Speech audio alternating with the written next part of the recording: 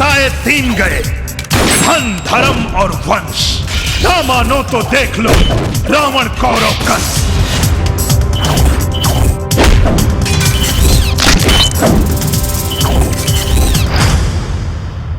हम बरगद बनकर छांव जमाने भर को बांटते रहे और हमारे अपने ही हमें रोज थोड़ा थोड़ा काटते रहे।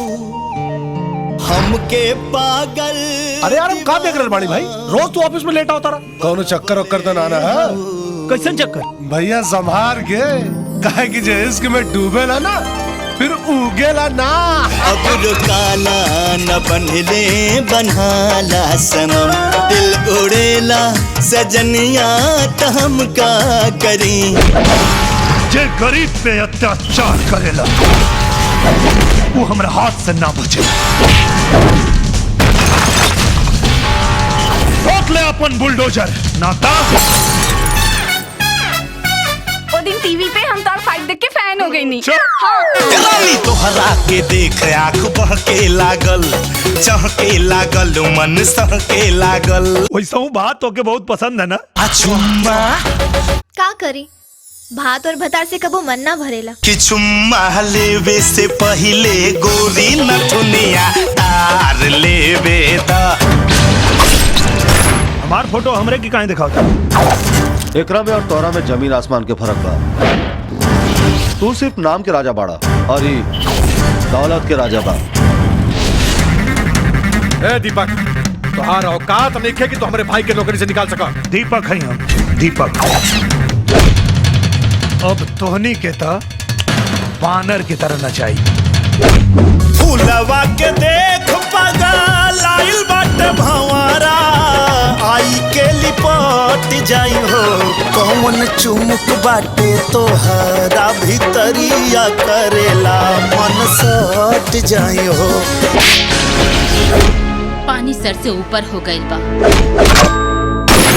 तू दीपक के रास्ता से हटा दे।